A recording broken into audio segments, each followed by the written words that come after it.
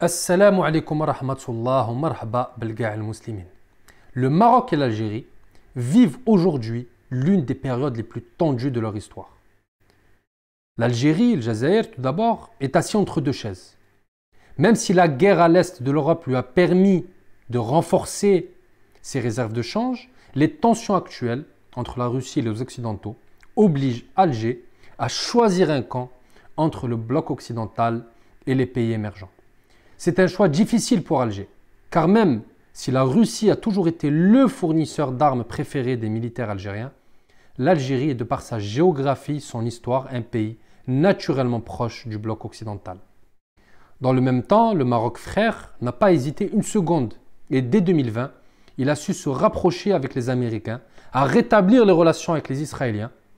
Israël qui reste l'allié principal des Occidentaux en Orient, comme on a pu le voir ces derniers jours, avec la levée de boucliers immédiate en faveur d'Israël suite aux tirs de roquettes au Liban et à Gaza.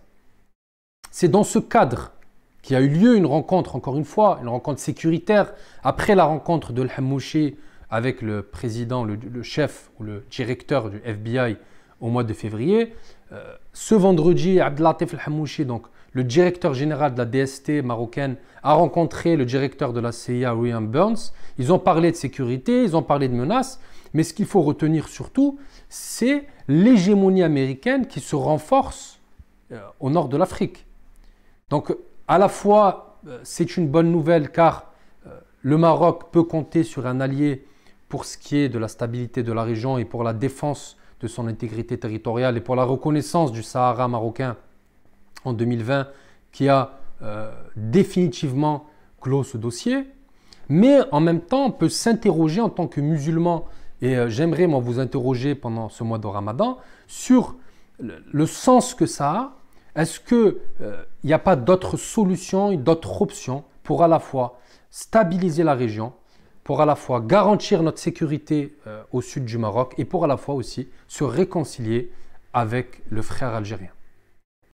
Le chef de la CIA, ce directeur William Burns, occupe une position clé dans l'équipe du président Biden en tant qu'envoyé spécial pour des situations délicates ou difficiles. Son rôle est crucial et c'est le cas pour tous les directeurs passés de la CIA. Donc, le chef de la CIA a deux casquettes. Il a la casquette espion, donc il s'occupe de tout ce qui est espionnage, donc de tout ce qui tourne autour de la CIA, mais aussi il fait le lien entre les pays, surtout les pays arabes, comme l'Afghanistan, comme les Émirats arabes unis, comme l'Arabie saoudite et les États-Unis d'Amérique. Et donc voilà, il a deux casquettes. Il a la casquette d'espion et la casquette de diplomate. Alors, qu'est-ce qui peut pousser des États comme les États-Unis à s'intéresser au Maroc, à s'intéresser à l'Afrique du Nord?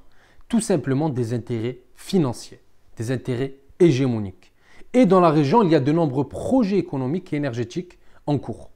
Il y a tout d'abord une île donc, au bord du Maroc avec énormément de terres rares. Et quand on sait l'importance qu'aura les voitures électriques, l'importance qu'aura les batteries pour les prochaines décennies, notamment dues à l'écologie, on peut comprendre que ces terres rares sont extrêmement prisées et que les Américains veulent avoir une part de marché ou veulent avoir une part du gâteau donc, au niveau de ces terres rares. Il y a aussi le projet du gazoduc entre le Maroc et le Nigeria qui avance énormément. On a vu ces derniers jours le président Mele Kyari, le président de la Nigerian National Petroleum Company, qui a décidé d'investir 12,5 milliards de dollars pour garantir une participation de 50% pour ce méga chantier.